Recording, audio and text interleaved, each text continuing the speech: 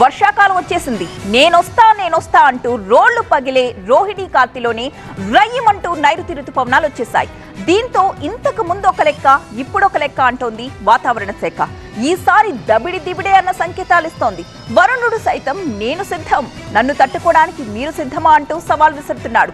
మరి ఈ సీజన్ లో చితక్కొట్టుడు పక్కా అంటూ ఇప్పటికే ఒక చిన్న డెమో ఇచ్చేశాడు కూడా. మరి వరుణుడిని ఎదుర్కోవడానికి తెలుగు రాష్ట్రాలు సిద్ధంగా ఉన్నాయా?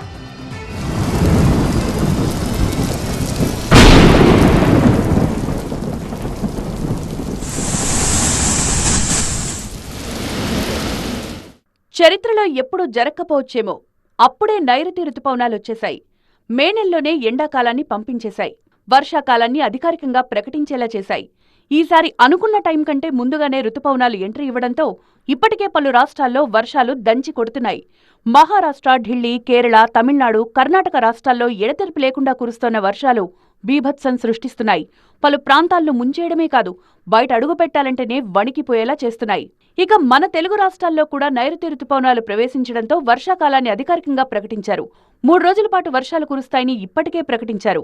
తెలంగాణలో హైదరాబాద్, వికారాబాద్, సంగారెడ్డి, మెదక్, కామారెడ్డి, మహబూబ్ నగర్, ఆదిలాబాద్, కొమరంభీం, మంచిర్యాల జిల్లాల్లో వర్షాలు కురుస్తాయని వెల్లడించారు.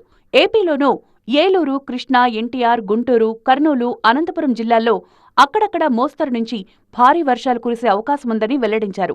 ఇక విజయనగరం, పార్వతీపురం మన్యం, విశాఖపట్నం, అనకాపల్లి, కాకినాడ, చిత్తూరు, తిరుపతి జిల్లాల్లోని పలుచోట్ల తేలికపాటి నుంచి మోస్తరు వర్షాలు కురిసే అవకాశం ఉందన్నారు. మరి వర్షాలకు తెలంగాణ సిద్ధమేనా?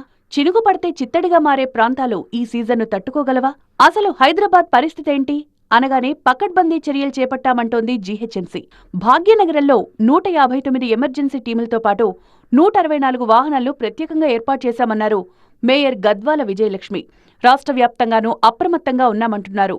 మెయిన్లీ మేము శానిటేషన్ కానివ్వండి, ఎంటమాలజీ టీంతో మస్కిటో ఫాగింగ్ చేయడం కానివ్వండి, వాటర్ డిపార్ట్మెంట్ కానివ్వండి, ఇవన్నీ కూడా అందరినీ కోఆర్డినేట్ చేసుకుంటూ ఈరోజు మేము పోతున్నామండి.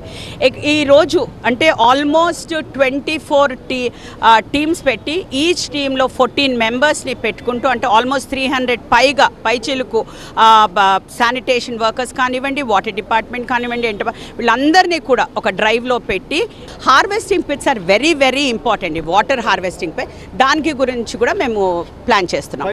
ఇటు ఏపీ వ్యాప్తంగా భారీ వర్షాలు కురిస్తే ఎలాంటి ఇబ్బందులు తలెత్తకుండా ఏర్పాట్లు చేస్తోంది అధికార యంత్రాంగం.